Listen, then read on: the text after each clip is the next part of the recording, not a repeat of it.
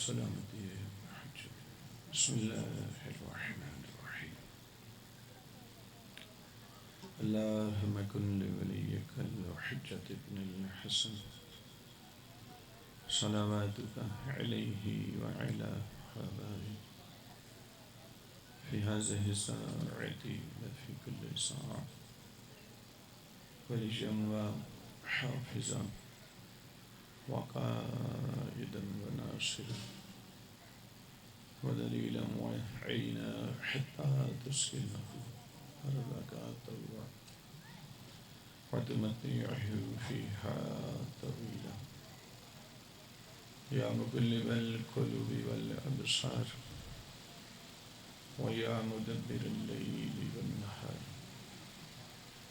ويا محمل الحول والأحوال حمل حالنا إلى أحسن الحال.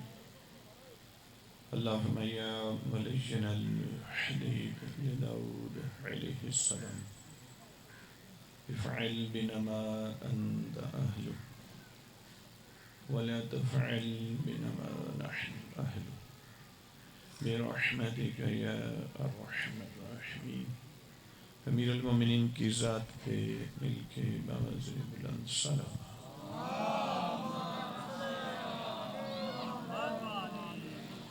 جناب سیدہ صلوات اللہ علیہ کی خوشنودی کے لیے اس بلند آواز میں سلام.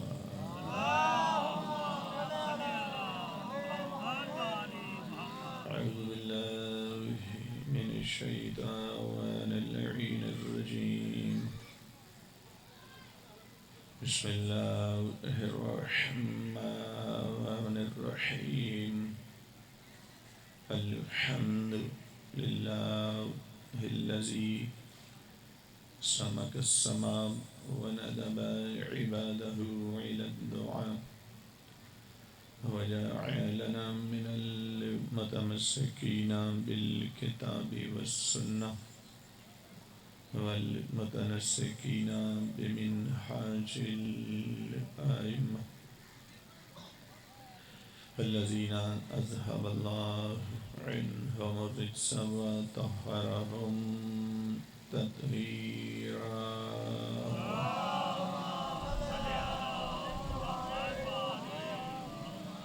ثم الصلاة والسلام على رسوله المبعوث لهداية الأمم وتعاليم مكارم الأخلاق والشيم.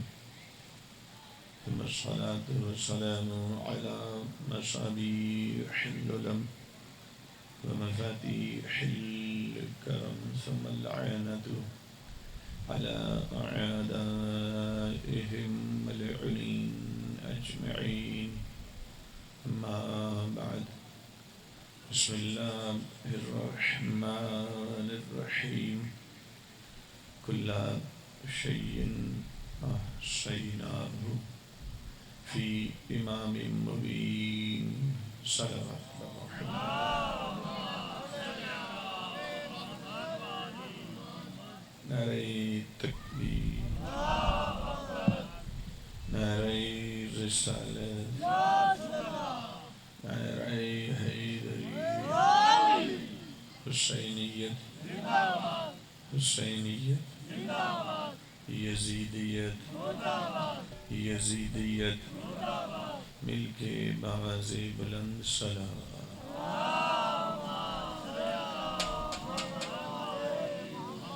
حمد و ثنا صلی اللہ رب العزت کی جو لائق حمد و ثنا ہے، اور درود و سلام ان ذوات مقدسہ پر جو لائق درود و سلام ہے، اور نفرت و لعنت ایسے لوگوں پر جو لائق نفرت و لعنت ہے. دعا ہے اللہ رب العزت اس ذکر کو پرخلوص اہتمام کو اپنی بارگاہ میں قبول و منظور فرمائے. آپ سب کا چل کے آیا، ہم سب کا صحیح پڑھا، پروردگار اپنی بارگاہ میں عبادت میں شمار فرما. جو بے اولاد ہیں پروردگار عالم واسطہ ہے اس گود کا جو کربلا اور شام میں خالی ہو گئی، اس گود کا واسطہ تمام بے اولاد مومنین مومنات کو صاحب اولاد فرما، اور اس پرفتن دور میں ہم سب کے ایمان کی حفاظت فرما۔ سب دعاؤں سے بڑی دعا ہاتھ اوپر اٹھائیں، چھوٹے بچے ضرور اٹھائیں، اس دعا پہ آمین ضرور کہیں۔ پروردگار رب سیدہ کے زخمی پہلو کا واسطہ، عالیہ سلام اللہ علیہ کی پاک رضا کا واسطہ، سرکار ولی العصر کے ظہور میں تعجیل فرما، ہمیں سرکار ولی العصر کی سپاہ و اعوان میں شامل فرما۔ اپنی سب دعاؤں کی قبولیت کے لیے مل کے باواز بلند صلوات۔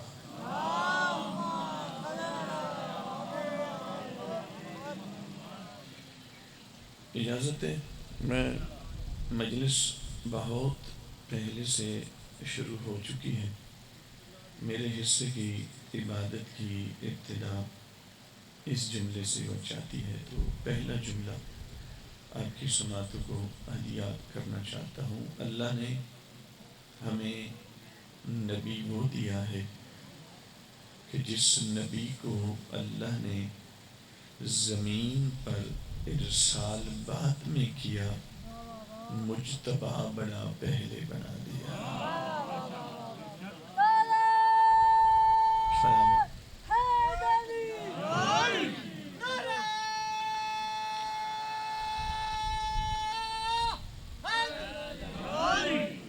آپ کی خوبصورت توجہات ہونا شروع ہو گئی، لیکن جو ابھی تک ساتھ نہیں ملے ان کو ساتھ لینے کے لیے میں اسی جملے کی تکمیل کرنا چاہوں گا۔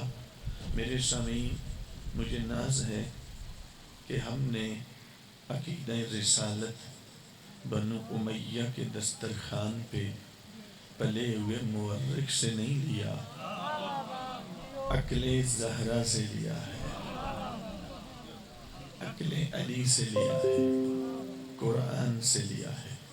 میرے سامعین، اس لیے میں کہہ رہا ہوں، اللہ نے ہمیں نبی وہ دیا کہ جس نبی کو اللہ نے زمین پر ارسال بعد میں کیا، کائنات کی خلقت پر گواہ پہلے بنا دیا۔ آپ جی، آپ سلامت رہیں۔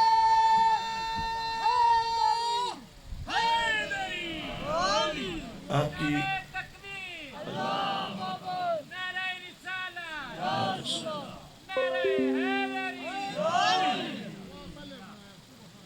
میرے سامعین گرامی، عقیدہ رسالت صحیح ہو جائے تو پھر ولایت کی سمجھ آتی ہے، اور اگر رسالت سمجھ میں نہ آئے تو لوگ ووٹ لے کر ولی بننے کی کوشش کرتے ہیں۔ پر ذہن میں رکھیں، جو ووٹوں سے بنے وہ ملا تو ہو سکتا ہے، مولا نہیں ہو سکتا۔ میرے سامنے گرامی، جس جملے میں کہہ رہا ہوں یہ میرے جملے نہیں ہیں، یہ وہ جملے ہیں جو نبی کی اکلوتی بیٹی نے دربار میں جا کر بیان کیے تھے۔ صدیقہ طاہرہ کے جملے ہیں، دربار میں جا کر سیدہ فرماتی ہیں، اختارہ وانتجبہ قبل ان ارسلہ۔ میں جانتی ہوں اب تم اور تمہارے جیسے کہیں گے کہ 40 سال کے بعد جبرائیل نے آ کر پڑھانا چاہا تو میرے بابا نے کہا میں تو جانتا ہی کچھ نہیں، اس نے پکڑ کے دبایا تو میرے بابا پر کپ کپی تاری ہوئی، گھبرائے ہوئے گھر میں آئے تو زوجہ نے کہا اللہ نے تو آپ کو نبی بنا دیا، خود پتہ نہیں چلا، زوجہ کے کہنے پہ پتہ چلا کہ میں تو نبی بن چکا ہوں۔ سیدہ فرماتی خبردار، اختارہ وانتجبہ قبل ان ارسلہ، اللہ نے میرے بابا جان کو زمین پر ارسال بعد میں کیا تھا، مختار تو بڑا پہلے بنا دیا۔ آپ سلامت رہیں۔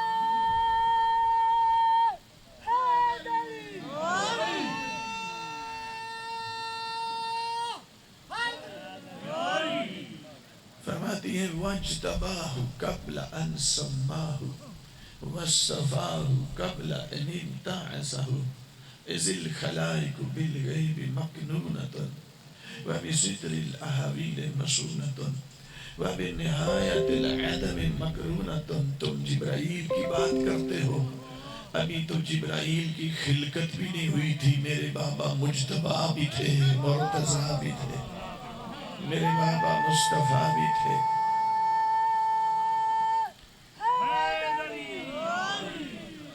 میرے سامعین گرامی، رسالت وہ میزان ہے، اگر یہ سمجھ میں آ جائے تو پھر ولایت و امامت سمجھ میں آتی ہے.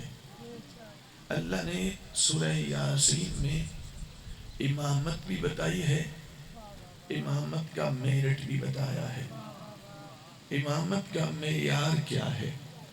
آواز قدرت آتی ہے کل شیء احصیناہ فی امام مبین.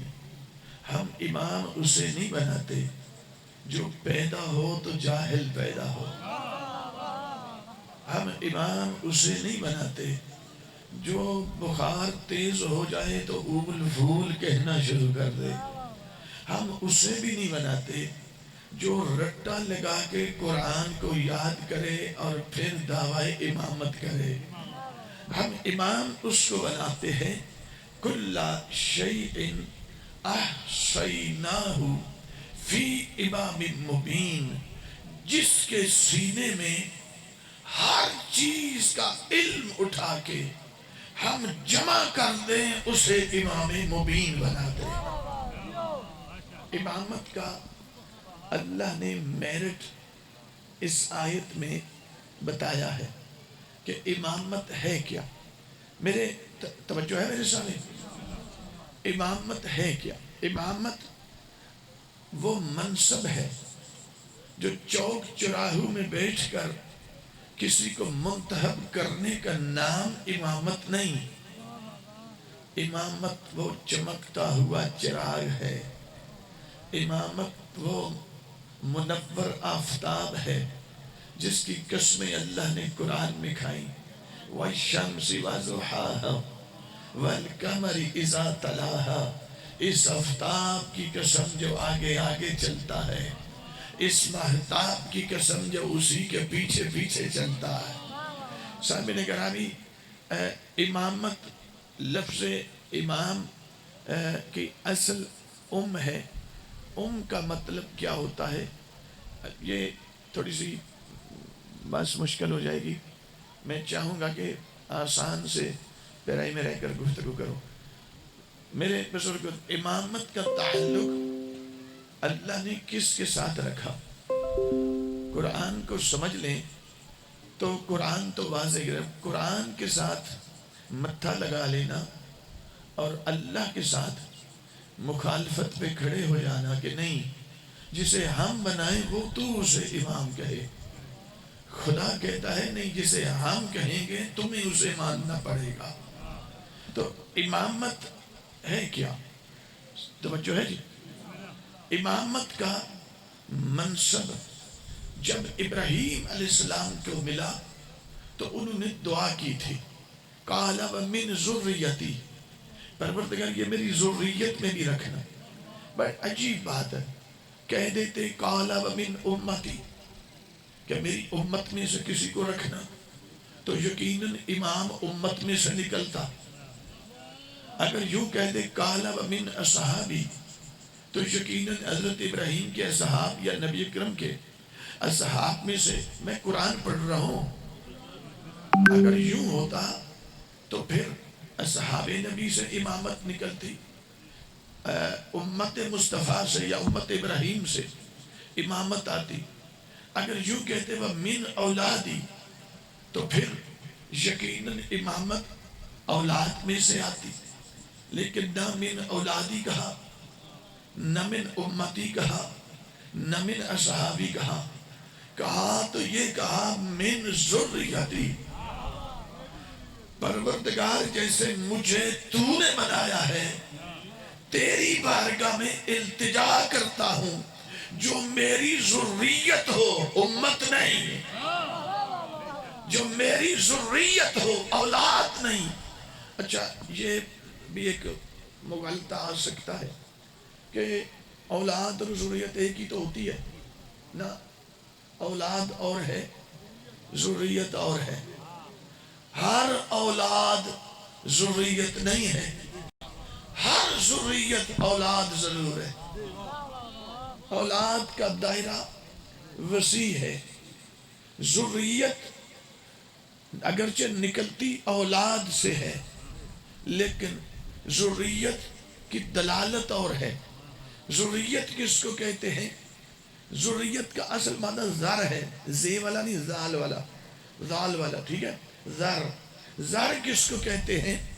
ہر وہ چیز جو اپنی اصل سے نکلے، نکل کر پھیل جائے، صرف پھیلے ہی نہ، صرف نکلے ہی نہ، نکل کر پھیل بھی جائے، پھیلاؤ کی حالت میں اپنی اصل سے ربط ٹوٹنے بھی نہ دے۔ جس کے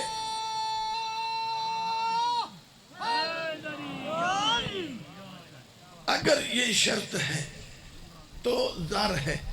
مثلا ایک بیج زمین میں بوئیں، اس سے ایک کومپل نکلے گی، پودا نکلے گا بیل کی شکل میں، ایسے تربوز مثلا، وہ اس کی بیل ایسے پھیل جائے گی۔ یہ اس اپنی اصل سے نکلا، نکل کر پھیل گیا، پھیلاؤ کی حالت میں اپنی اصل سے ربط بھی نہیں ٹوٹنے دیا، اسی کو زر کہا جاتا۔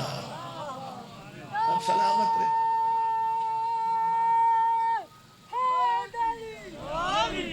زر یہ ہوتا ہے۔ یا ایک مثال ہو، مثلا سورج کی کرنیں سورج سے نکلتی ہیں تو کیا ایسا بھی ہوتا ہے کہ نکل کر اس سے ڈسکنیکٹ ہو جائے؟ نہ نہ نہ، نکلیں گی، نکل کر پھیل جائیں گی، پھیلاؤ کی حالت میں اپنی اصل سے اپنا رابطہ بھی ٹوٹنے نہیں دیں گی۔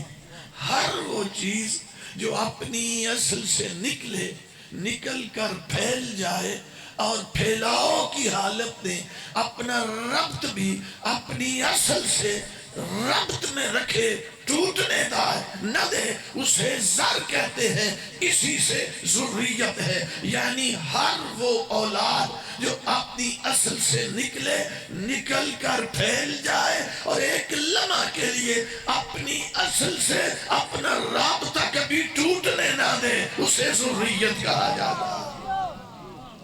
سلامت رہے۔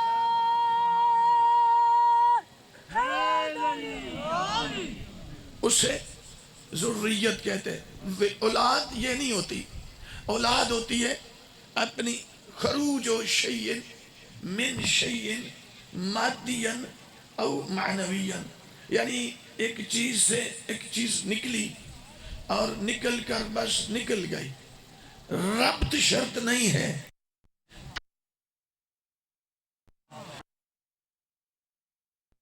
اسی کو ولادت کہتے ہیں۔ توجہ فرمائے میرے سامنے، اسی کو ولادت کہا جاتا ہے۔ یعنی ولادت میں نکلنا تو ہے لیکن ربط بھی شرط نہیں ہے، پھیلنا بھی شرط نہیں ہے، کیونکہ بہت ساری اولادیں ایسی ہیں جو اپنے باپ کے صلب سے نکل تو جاتی ہیں، پھیلتی نہیں ہے، اپنی اصل سے ربط بھی بحال نہیں رکھتی۔ اسے اولاد تو کہہ سکتے ہیں، اسے ذریت نہیں کہہ سکتے۔ اس لیے آدم کے دو بیٹے ہوئے تھے، ایک قابیل تھا، ایک حابیل تھا۔ قابیل صرف اولاد تھا، حابیل اولاد بھی تھی، ذریت بھی تھی۔ اب اسے اب تھوڑا سا آگے بڑھیں۔ سرکار عبد المطلب، اللہ نے 10 بیٹے دیے، ان 10 بیٹوں میں ایک ابو لہب بھی ہے، ایک ابو طالب بھی ہے۔ ابو لہب اولاد ہے، ذریت نہیں ہے. ابو طالب اولاد بھی ہے، ذریت بھی ہے. ایک جملہ اور سنیں. اولاد وہ بنتا ہے جو پہلے بیٹا ہو، جو بیٹا ہی نہ کہے جس کو کہا جا سکے. لے ایک قرآن کی آیت سن لیں تو بالکل آسان پیرائی میں آ جاتا ہوں. ایک آیت سنیں. سامعین گرامی، ما کان محمد ابا احد من رجالکم ولکن رسول اللہ وخاتم النبیین. میرا محمد تم مردوں میں سے کسی کا بھی باپ نہیں ہے. یعنی سامنے صحابہ کرام بیٹھے ہوئے، خدا اپنے نبی پر وحی نازل کر رہا ہے اور میرے نبی کو وحی بیان کر رہے ہیں کہ اللہ کہہ رہا ہے میرا محمد ما کان محمد ابا احد من رجالکم، تم مردوں میں سے کسی کا بھی باپ نہیں ہے. یعنی وہ باپ نہیں تو تم اس کے بیٹے نہیں. توجہ فرمائیں میرے سامعین. جو بیٹا ہوگا وہ اولاد کہلائے گا، جو اولاد کہلائے گا وہ ذریت تک آئے گا. جو بیٹا ہی نہیں وہ اولاد نہیں، جو اولاد نہیں وہ ذریت نہیں. امامت کا تعلق اللہ نے کسی اور سے نہیں رکھا، وہ ذریت سے رکھا. امامت کہاں سے ملے گی؟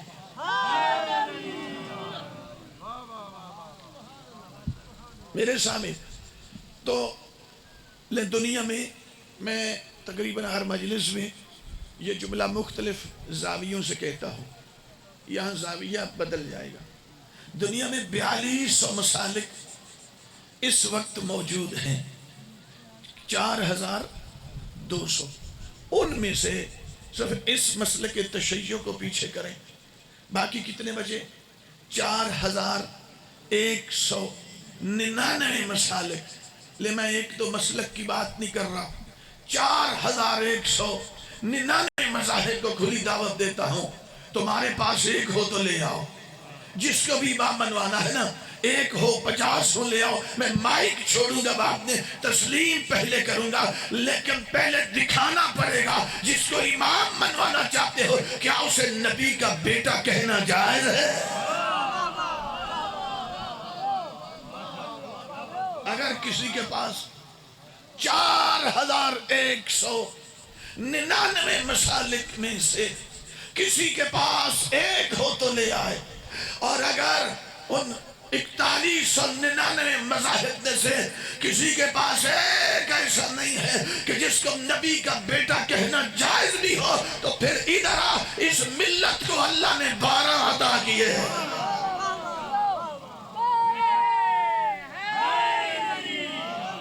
ان 12 میں سے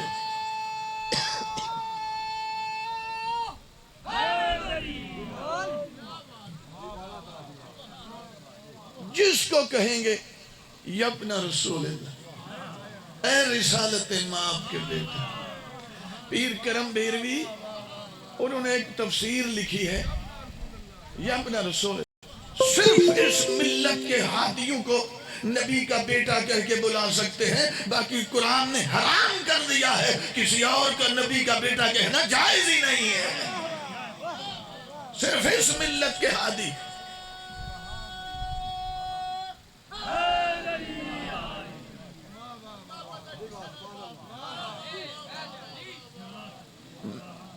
میرا محمد تم مردوں میں سے کسی کا بھی باپ نہیں ہے. تیرا مطلب ہے تسی بیٹے ہیں ہو. جب وہ باپ نہیں تو تم ابن نہیں. تو جے یہ بھی سکون نہیں آیا تو ذرا مباہلہ تے پڑھو. آواز قدرت آ رہی ہے. نَدُوَ بَنَانَ وَبَنَاكُمْ وَنِسَانَ وَنِسَاكُمْ. وہاں فرمایا تم مردوں میں سے کسی کا بھی باپ نہیں ہے. جب مباہلے کی باری فرمایا انہیں کہہ دو تم اپنے بیٹے لاؤ، میں اپنے بیٹے لے کے آؤں. اگر ہمت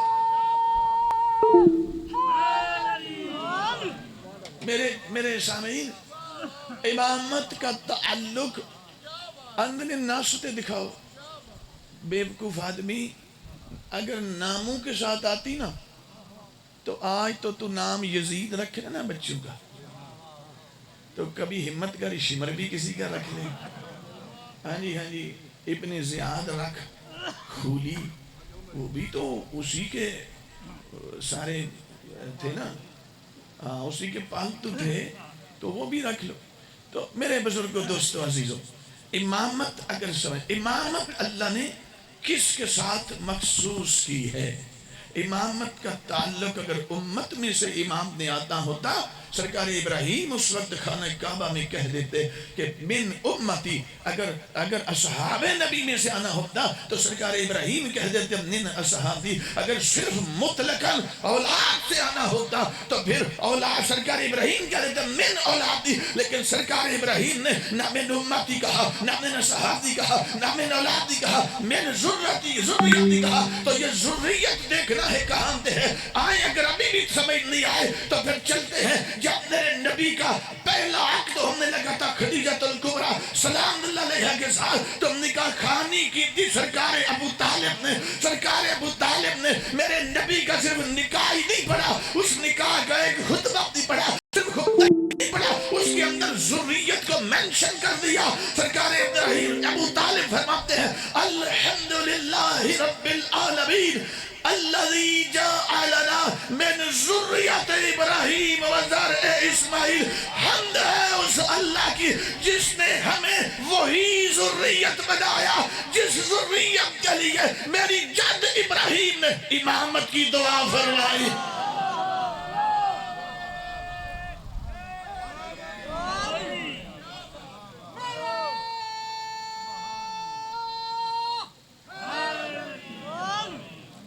अगर वो ज़ुर्रियत कहाँ पे है, वो ज़ुर्रियत देखना हो तो पहले देख नबी का बेटा कौन है,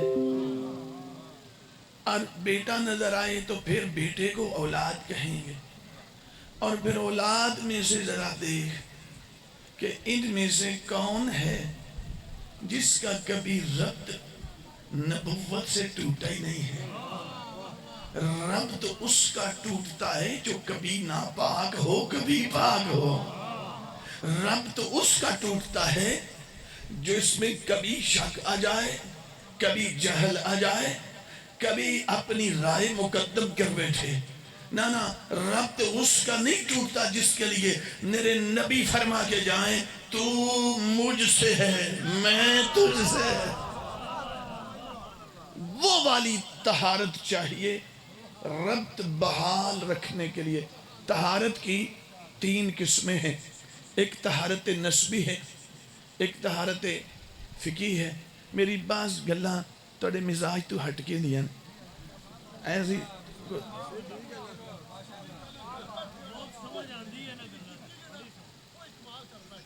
अच्छा,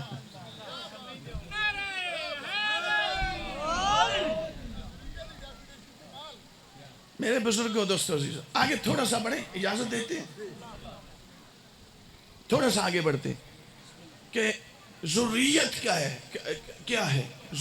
इमामत का ताल्लुक औलाद से नहीं है। अगर औलाद कहते मिन औलादी तो अबू लहब भी हाथ पांव मार सकता था, ठीक है। फिर वो जाफर कज़्ज़ाब भी कोई हाथ पांव मार सकता था। अब्दुल्ला यफ्ता भी कुछ ना कुछ तगोदो कर लेता, लेकिन सरकार ये मासूम की जुबान से निकली हुई कलाम मौलवी साहब की तरह नहीं निकलती जो मुंह चो निकल जाए बस निकल जाए। ना ना, वह नाप तोल के बल्कि उस जुबान से निकलती वो है जो खुदा की मशीयत होती है।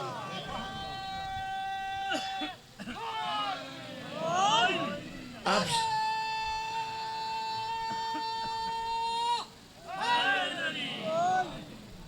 तहारत की 3 किस्में, तहारत नस्बी, तहारत फिकही, तहारत चुप करके वजूदी। तहारत नस्बी उस तहारत को कहते हैं जिसके पूरे सिलसिला नस्ब में तरफैन में से कभी किसी ने खियानत ना की हो। طہارت نسبی ہے، طہارت فقہی وضو ہے، طہارت فقہی تیمم ہے، طہارت فقہی 17 قسم کا غسل ہے، جن میں سے 7 واجب 10 غسل مستحب، یہ طہارت فقہی ہے۔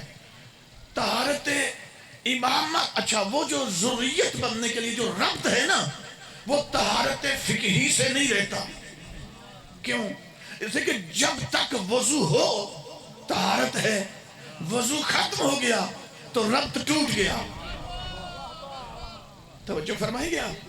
وہ جو اصل ہے نا ربط والا، وہ ادھر سے ربط نہیں ٹوٹنا چاہیے۔ ایک لمحہ کے لیے جس کیفیت نے وہ موضوع ذات چلی جائے، اس سے ربط نہیں ٹوٹنا چاہیے۔ ٹوٹے گا کب؟ جب طہارت ختم ہوگی۔ تو طہارت فقہی، چلو میں سادہ لفظ، یہاں طہارت فقہی درکار نہیں، طہارت وجودی درکار ہے۔ چلو نہیں، یہ نہیں سمجھ آ رہی، میں ایک جملہ کہاں دا، منو امید نہیں یقین ہے کہ اینت اللہ کی آخری بدے تک ذہن میں آ جائے گی گا۔ میرے صاحب نگرامی، وضو کر کے بندہ پاک تو ہو سکتا ہے، امامت کے لیے کوالیفائی نہیں کر سکتا۔ میں سادہ لفظ میں کہوں، جو وضو اور غسل کے بعد پاک ہو اسے رضی اللہ کہتے ہیں، جو غسل سے پہلے پاک ہو اسے ولی اللہ کہتے ہیں۔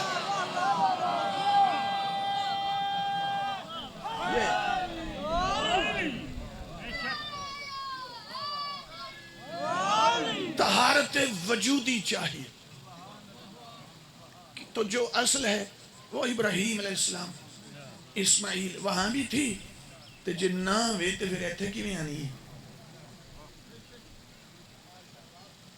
میں اور آپ جب خانہ کعبہ میں جائیں تو اگر مسجد الحرام میں وضو ٹوٹ جائے تو فقہ کہتی ہے بغیر وضو کے قدم اٹھا کے بھی باہر نہیں جانا۔ اب وضو کیا ٹوٹ، پانی ہے کوئی نہیں، رش بڑا لگا ہوا، فقہ کہتی ہے یہاں کھڑا کھڑا پہلے تیمم کر،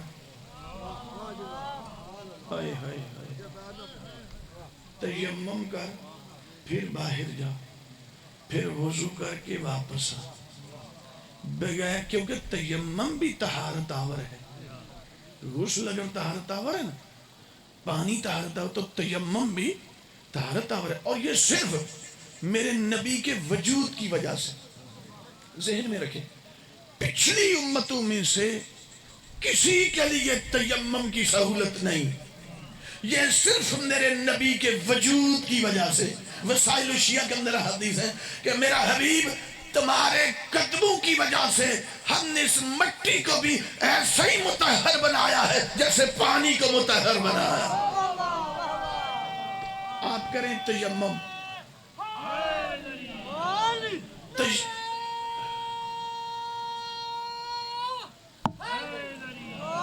آپ کریں تیمم، تیمم کر کے تو حرم سے باہر نکل لیں، پھر وضو کر، جو بھی سلسلہ ہے طہارت پوری کر کے واپس آ، جہاں سے طواف چھوڑا ہے یا جو عمل وہ آگے کر۔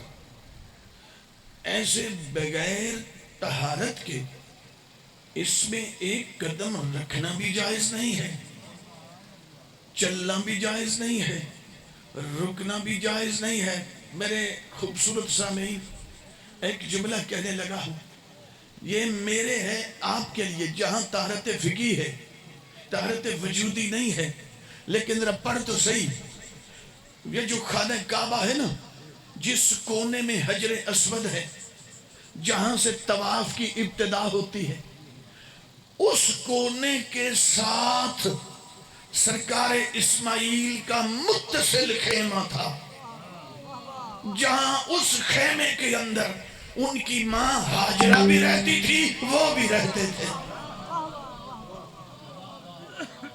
اب وہ سوتے بھی ادھر ہیں، پتہ نہیں کہاں چلے گئے ویسا، سوتے، بھائی ہم سو جائیں ہماری طہارت ختم، نئے سرے سے اونگ بھی اتنی نیند طاری ہو جائے، ایک لمحہ کے لیے ہم آنکھوں سے دیکھ نہ سکے، کانوں سے سن نہ سکیں، تو وضو ٹوٹ گیا۔ سرکار اسماعیل آرام بھی ادھر ہی کرتے ہیں، آئے ہائے، استراحت بھی ادھر کرتے ہیں، نیند بھی ادھر آتی ہے، پر سمجھ آ گئی جس کی طہارت کو نیند نہ توڑ سکے وہ طہارت وجودی ہوتی ہے۔ یہ طہارت چاہیے، اپنی اصل سے ربط برقرار کس کا رہے گا؟ جو ذریت ہو۔ ذریت وہ ہوگی جو پہلے اولاد ہو۔ ایک پچھو بندے اٹھ کے نہ آ جان بھئی ساڈا بھی انجی نہ اولاد وہ ہوگی جو پہلے ابن یعنی نبی کا بیٹا ہو۔ میرے سامنے بیٹا، اولاد، پھر ذریت، اور ذریت نے شرط ہے کہ اپنی اصل سے ربط کبھی ٹوٹنے نہ دے۔ جس کا ربط ٹوٹ جاتا ہے وہ امتی ہوتا ہے، جس کا نہیں ٹوٹنے دیتا یا نبی اللہ ہے یا ولی اللہ۔ اب مسجد نبی کے اندر آپ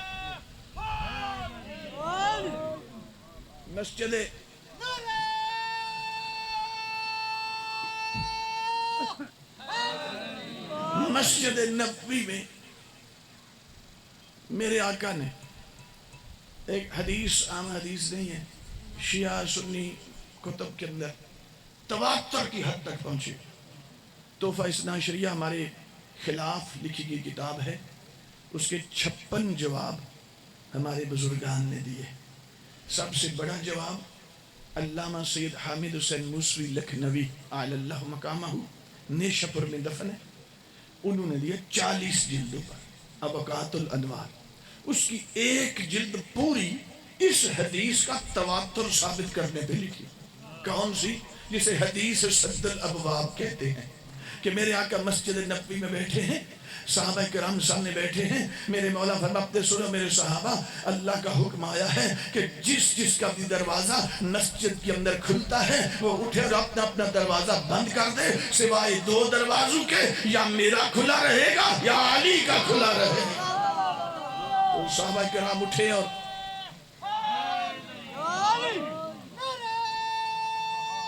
جس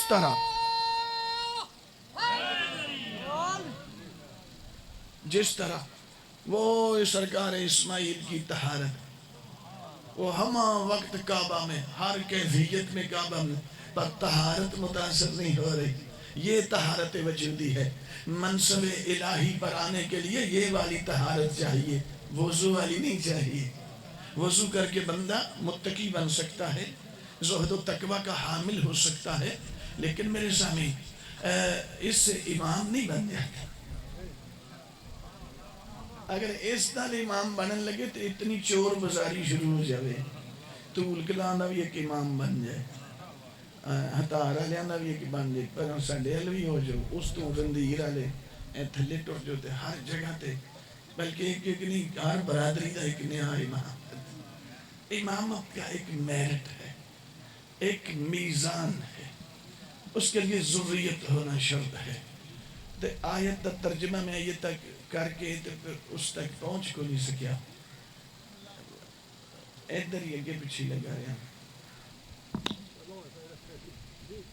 نہیں ابھی ٹائم ہے میرے پاس، چلے آگے بڑھے تھوڑا سا۔ میں ذریت کو بیان کرتا ہوں۔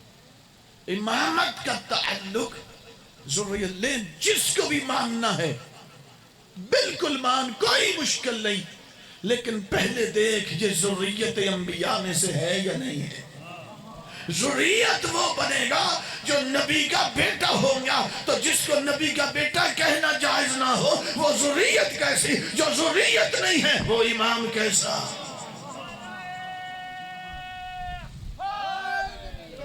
ہارون الرشید کا دربار لگا ہوا، 7ویں مولا امام کاظم علیہ السلام کو اپنے دربار میں طلب کرتا ہے اور کہتا ہے انت تزعم، آپ یہ گمان کرتے ہیں، انتم اقرب الناس الی رسول اللہ حتی منا، کہ آپ سب سے زیادہ رسول اللہ کے قریبی آپ ہیں، حتی ہم سے بھی، جبکہ میں بھی تو بنو ہاشم میں سے ہوں، رسول اللہ کے چچا حضرت عباس کی اولاد میں سے ہوں، میں عباسی ہوں۔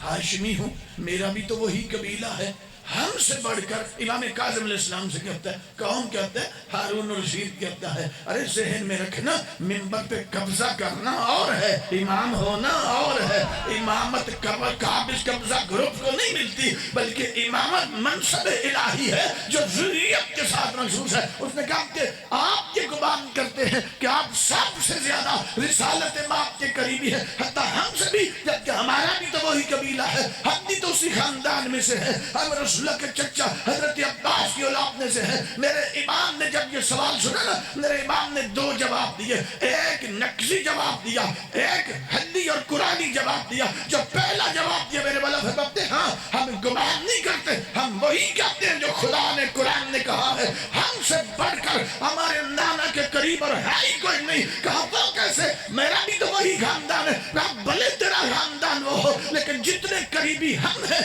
इतना और कोई नहीं है। कहा वो कैसे? मेरे इमाम फरमाते, अगर इस वक्त मेरे नाना जान दुनिया में आ जाए और तुझसे तेरी बेटी का रिश्ता मांगे, क्या तू दे देगा? हमने कहा सुभान अल्लाह, इन्नमा अना अफ्तागिरु बिज़ालिका अलल अरब वल अजम। मैं क्यों ना दूंगा, मैं तो अरब और अजम पे नाज करूंगा कि मेरे नबी ने मेरी बेटी का रिश्ता मुझसे मांगा है। फरमाया फैसला तो यहीं पे हो गया, तेरी बेटी का मांग सकते हैं, मेरी बेटी का नहीं मांग सकते।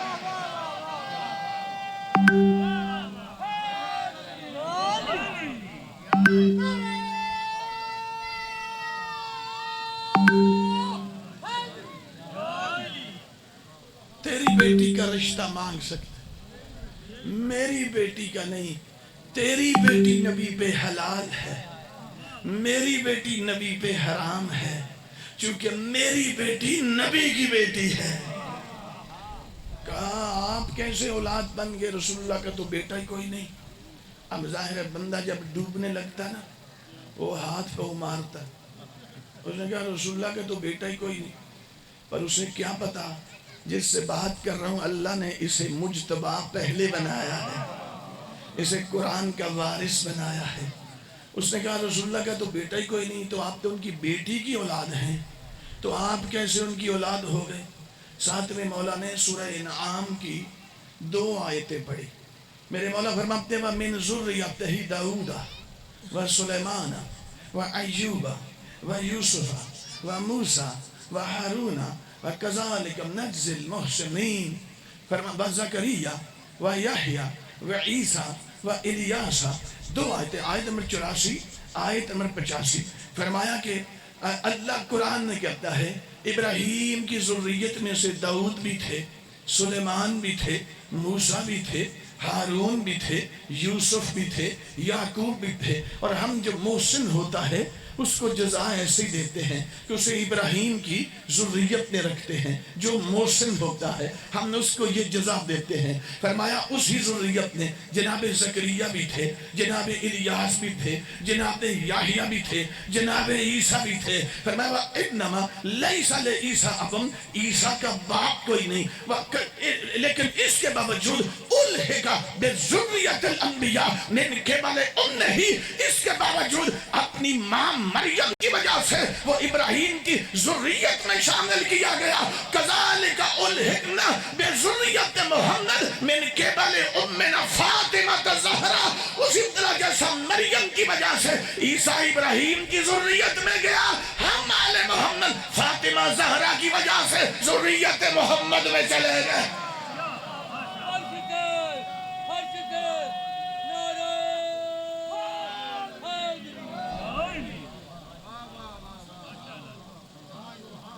जैसे वो उनका तो बाबा ही कोई नहीं, वालिद नहीं, बगैर बाप के दुनिया में आए, माँ की वजह से वो अंबिया की ज़ुर्रियत में खुदा ने उन्हें शामिल किया। फबुहितल्लज़ी कफ़र। मेरे मौला का जवाब सुना, जो छुपा हुआ कुफ्र था वो चेहरे पे आया हुआ, मबहूत हो गया, जैसे इब्राहीम अलैहिस्सलाम के सामने नमरूद हुआ था।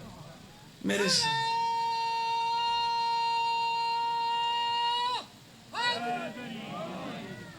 امامت کا تعلق ذریت سے ہے.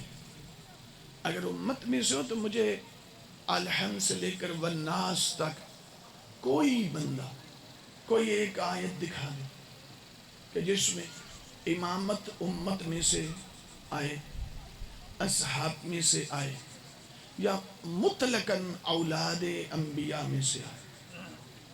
اولاد سرکار یعقوب علیہ السلام کے 12 بیٹے تھے، 11 بیٹے اولاد تھے، ذریت نہیں تھے. صرف ایک بیٹا تھا جو بیٹا بھی تھا، اولاد بھی تھا، ذریت بھی تھا. اس کے لیے ذریت ہونا شرط ہے. ضد کا تو علاج پھر ہوتا کوئی نہیں. میرے سامنے گرامی، لذا دیکھنا پڑے گا کہ کون ذریت ہے. اچھا، میرے آقا نے 5ویں مولا سے سوال کیا گیا، یہ اپنا رسول اللہ، یہ آپ کے نانا جان نے آپ کے دادا جان کو فتح مکہ کے موقع پر اپنے کندھوں پہ کھڑا کیا. یہ کیوں کیا تھا؟ تو بندہ بھی ہشام جیسا بندہ، ہشام بن سالم، ہشام بن حکم، یہ وہ شخصیات ہیں جو آل محمد کے مذہب کے مدافع ہیں. خود آئمہ ان کی ڈیوٹی لگاتے، جاؤ اللہ نے تمہیں منتخب کیا ہمارے مذہب کے دفاع کے لیے. ہشام سوال کر، مولا آپ کیا انہوں نے یہ نہیں سی پتا وہ یہ بت گرانے سمتے، اس لیے یہ تو جانتے تھے نا. لیکن ایک بات سوال کیا، یہ اپنا رسول اللہ کیا وجہ، آپ کی جد، آپ کے نانا جان نے آپ کے دادا علی کو اپنے کندھوں پہ اٹھایا تو کیوں اٹھایا؟ تو 3 جواب دیے، میں ایک دوں گا، ایک بتاؤں گا. 3 جواب دیے. فرمایا میرے نانا جان نے میرے دادا علی کو اپنے کندھوں پہ اٹھایا اس لیے کہ دنیا کو دکھانا چاہتے تھے، دنیا والوں دیکھ لو، شجر ہمیشہ نیچے ہوتا ہے، اس کا ثمر ہمیشہ اوپر ہوتا ہے.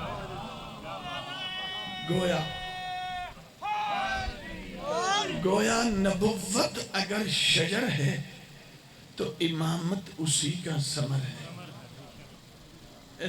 میں بھی تے تسی بھی دیہات نال تعلق رکھنی ہے. اس طرح کرو کہ سارے زیرک بندے کٹھے ہو جان، تے کٹھے ہو کے کچھ مولوی صاحبان کو بلا لیں، محدثین کو، حفاظ کو، کسی اچھی سی زمین کا ٹکڑا منتخب کریں، جو بیج آپ چاہیں لے آئیں، اس میں زمین میں بو دیں، اس کی گوڈی کریں، اس کو پانی دیں، اس کی نگہبانی کریں، اس سے پودا نکلے گا، تنا اور درخت بنے گا. جب پھل کی باری آئے نا تو ساری امت 2 ارب بنتی ہے، چلو انہاں میں کوئی 50 کروڑ جڑے شیعہ نے پیچھے کر لو تو 1.5 ارب بندہ کٹھا ہو جائے. تو کٹھا ہو کے تو اس درخت کے پاس، ہم نے تمہاری گھوڑی کی، تمہاری حفاظت کی، تمہیں تمہاری نگہبانی کی، پانی دیتے رہے، بس ایک کام ہے، ساری خدمت کی ہم نے، ایک کام ہے، یہ جو پھل ہے نا یہ تمہاری طرف سے نہیں ہوگا. یہ ہم 1.5 ارب بندہ ہیں، اتنے بڑے زیرک لوگ ہیں، بڑے بڑے بزنس مین ہیں، تاجر ہیں، بڑے بڑے شیوخ ہیں، بڑے بڑے شیخ الحدیث ہیں، ہم حافظ ہیں، ہم کوئی خود ایک پھل بنائیں گے اور آپ کے اوپر ایسے آ کے ایسے فٹ کر دیں گے. تو دنیا دے وچ جتنے پاگل ہوندے نا وہ انہاں نوں پاگل کہنا شروع کر دیں. کیوں؟ یہ پاگل بھی جانتا ہے کہ ثمر باہر سے نہیں آتا، ہمیشہ شجر کے اندر سے نکلا ہوا ہوتا. تو پھر میں تجھے کہہ سکتا ہوں، جب تو اپنے اگائے ہوئے شجر کے اوپر ثمر لگانے کا حق نہیں رکھتا تو شجر نبوت کے اوپر ثمر امامت تیرے ووٹوں سے کیسے بن جائے؟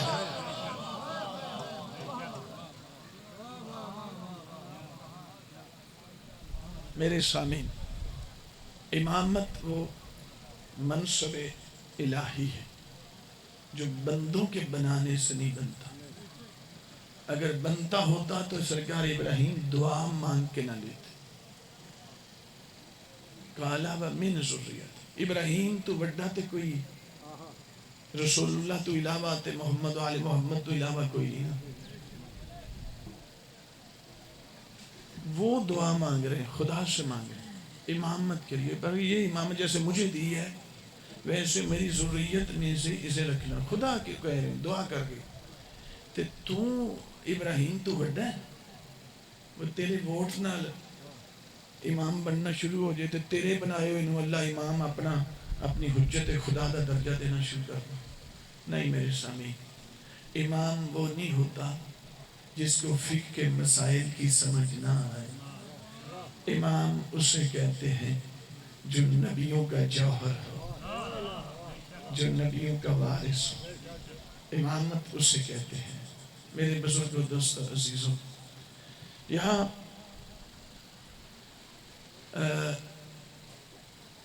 جس کا پہلا ووٹوں سے نہیں بنتا اس کا آخری ووٹوں سے نہیں بنے گا. جدھر سے وہ آیا ہے ادھر سے یہ آئے گا. امامت کا تعلق لوگوں کے ووٹ سے نہیں ہے. ہاں بیعت کہاں پہ؟ بیعت جو ہوتی ہے یہ کہاں پہ ایگزسٹ کرتی ہے؟ میں ڈردیاں میں مجلس پڑھی ہے. اچھا، ایک امامت استفائیہ ہے، ایک امامت تنفیذیہ. یہ قسمیں نہیں بتا رہا، مراحل بتا رہا ہوں. امامت استفائیہ امامت کا پہلا مرحلہ ہے. امامت تنفیذیہ امامت کا آخری مرحلہ ہے. امامت استفائیہ پر آنے کے لیے 9 شرطیں درکار ہیں. امامت تنفیذیہ پر آنے کے لیے وہ والی 9 بھی چاہیے، 2 اور بھی چاہیے، 11 شرطیں درکار. تو جنہیں چیک بھی نہ ہوئے. امامت استفائیہ پر آنے کے لیے ذریت ہونا شرط ہے، 9 میں سے ایک شرط ہے. ظاہر ہے استفائیت تنفیذیت یہ ہے کیا؟ میں اس لیے کیا میں ڈردیں ہی کوشش کرتی ہے میں سوکھے لفظ بولنا. میرے بزرگ و دوست و عزیزوں، آپ ماشاءاللہ آپ سلامت رہیں. امامت استفائیہ پر آنے کے لیے یہ امامت کا مرحلہ تکوین ہے. امامت تنفیذیہ امامت کا مرحلہ اعتبار ہے. بہت ساری آیات اور حدیث امامت استفائیہ کو نازل ہوتی ہیں. بہت ساری آیات اور احادیث امامت تنفیذیہ کا ذکر کرتے ہیں. ڈیفائن کرنا پڑے گا، ایسے بولتا جاؤں گا. کوئی مثلا میرا ٹائم چکے بالکل مکمل وجہ ہے، مجھے بھی آگے کی مجلس پہ پہنچنا ہے، اس لیے معافی چاہتا ہوں. ایک جملہ بس سن لے مصاحب کا. اللہ آپ کی عبادت کو قبول فرمائے. سیدہ آپ کے راضی ہو. اللہ رام نے جانب سے تو امامت کے جو پہلے مرحلہ نا امامت استفائیہ، اس میں امام اور اللہ کا تعلق ہے، امام اور بندے کا تعلق نہیں ہے. یہاں بیعت جو ہوتی ہے نا وہ اس مرحلے میں اس کا تعلق نہیں ہے. جعل امامت استفائیت کی منزل پہ ہوتی ہے. اور کہاں کس کو خدا جعل کرے گا؟ جس کے اندر 9 شرطیں ہوں گی. ان میں ایک شرط طہارت ہے، ایک شرط نبیوں کی ذریت ہے. تو جڑا ذریت ہی نہ ہوئے میں پاگل ہے، میں اپنا بنہن لما امام نہ. میرے سامنے امام اس کو کہتے ہیں جس کی اپنی نجات یقینی ہو اور میرے اور آپ جیسے کروڑوں کو اس دنیا میں نجات کی ضمانت دینا چاہے، اللہ اس کی ضمانت کو رد نہ کرتا. چلو دنیا میں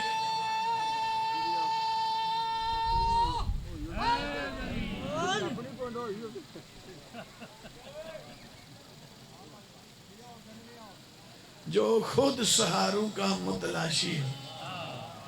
آپ کا لفظ تو میں وہ غیر پارلیمانی لفظ ہے، اس کو تو نہیں کہوں گا. جو خود سہاروں کا متلاشی ہو. شیعہ منطقی نے پہنچ جاندے نے من لگتا تو پہنچے کوئی نہیں. جو خود کسی کو کہہ رہا ہو جا کبھی لکھوا کر لے. نہ میرے سامنے امامت کے لیے شرط ہے کہ وہ صرف امامت کی طرف بلائے نا، نجات کا ضامن بھی بنے۔ اگر بلائے صحیح اور ضامن نجات نہ بنے تو غاصب ہے، امام نہیں ہے۔ اس کے لیے توجہ ہے میرے سامنے۔ لہذا امام کے لیے امام حق ہوتا ہی وہ ہے، پہچان سمجھ آ جائے گی کہ یہ بندہ بلا تو رہا ہے کہ مجھے تسلیم کرے، یہ نجات کا بھی ضامن ہے یا نہیں ہے۔ تو نجات کا ضامن وہ نہیں ہوتا جو خود محتاج نجات ہو، نجات کا ضامن وہ ہوتا ہے جو جنت کا وارث ہو۔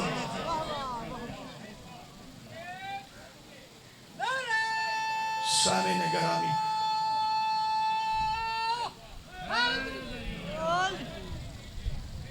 آپ سلامت رہیں۔ رل گئی اولاد زہرا، 11 محرم سے قافلہ چلا تھا، 53 سواریاں تھیں، سوار زیادہ تھے، یعنی سواریاں مستورات کی سطح کے بچے بھی تھے، اور ہر اونٹ بے پلان تھا۔ عزاداران جناب سیدہ 53 سواریاں جب 11 محرم کو کربلا سے قافلہ چلا، جب شام سے واپس آنے لگا تو صرف 12 افراد بچے تھے، صرف 12۔ غربت دیکھیں، اس خاندان کی مظلومیت دیکھیں۔ علی مولا کی کربلا سے 3 بیٹیاں نہیں، 14 بیٹیوں کو قیدی بنایا گیا۔ جب واپس آنے لگے تو 14 بیٹیوں میں سے بھی بیٹیاں کچھ دنیا میں نہیں تھی۔ یہ قافلہ اتنا چھوٹا کیوں ہو گیا؟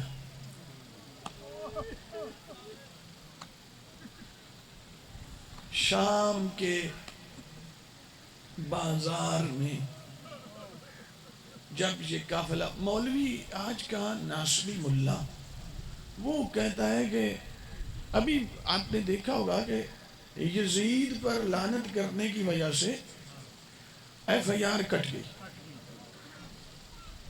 اور اس میں لکھا ہے کہ ہمارے مذہبی جذبات مجروح ہوئے۔ چلو یہ تو سمجھ آ گئی نا کہ کس کا مذہب یزید کی طرف سے آیا ہے۔ کون ہے جو یزید کا پیروکار ہے؟ یہ تو سمجھ آنا شروع کرے۔ مذہبی جذبات مجروح ہوئے یزید کو برا بلا کہنے سے، ورنہ یزید کی تعریف کرنے والے پہ بھی ہم نے خود FIR میں نے کروائی ہوئی ہے۔ مجھے نہیں سمجھ آتی اس ملک میں کیا نظام ہے، یزید کے خلاف بولیں تو بھی FIR، یزید کی حمایت میں بولیں تو بھی FIR۔ یہ تو میں نے خود کروائی ہوئی ہیں بہت ساری۔